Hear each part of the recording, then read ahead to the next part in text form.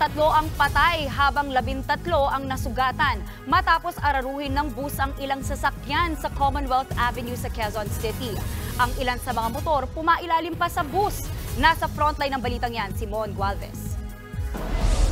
Yuping-yupi ang UV Express na ito matapos araruhin ng pampasaherong bus sa Commonwealth Avenue sa Quezon City alas 9:35 kagabi. Kita pa ang 10 duguan at sugatang mga pasahero ng UV Express na halos hindi makakilos sa iniindang sakit. Bukod sa UV Express, inararo din ng bus ang ilang motorsiklo at isang taxi.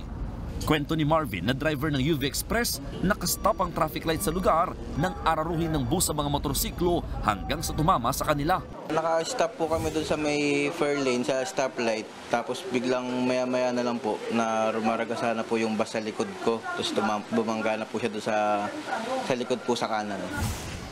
Natumba sa kalsada ang karamihan sa mga motor. Ang ilan, naipit pa sa bus na pasimuno ng disgrasya. Ang rider na si James, tumilapon lang daw kaya hindi po mailalim sa bus. Yung taxi, tsaka yung UV. Tapos sinabol niya kami. Eh, yung dalawa nakaano sa akin, nakabuntot. Kumalso ngayon itong isa. Yung isa, nakaharang sa akin. Kaya tumalsik yung motor ko sa kabila. Mabilis po itakbo. Oo. 3 ang nasawi at 13 sugatan sa aksidente.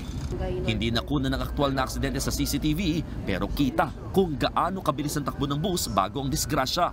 Ayon sa driver at konduktor ng bus, nagkaroon ng problema sa kanilang preno habang bumabiyahe. Naka-stop po yung stoplight na.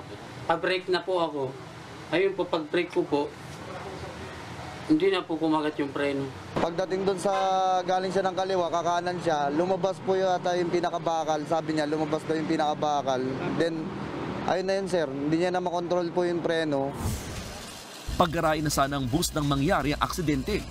Ako po ay humihingi po ng paumanhin at saka hindi ko po sinasadya yung aksidente po yung nangyari. Dahil po sa brake po na pinagsisisihan ko po yung nangyari kaso aksidente po yun eh. Hindi ko naman po gusto eh. Patuloy pa ang investigasyon bago maisampa ang kaukulang kaso sa mga dapat managot. Nagbabalita mula sa frontline, Mon Gualvez, News 5. Mga kapatid, Maui David po. Simula ng inyong araw na may alam at may pakialam sa mga may init at umaaksyong balita sa bansa. Para maging una sa balitaan, mag-subscribe at mag-follow sa social media pages ng News 5.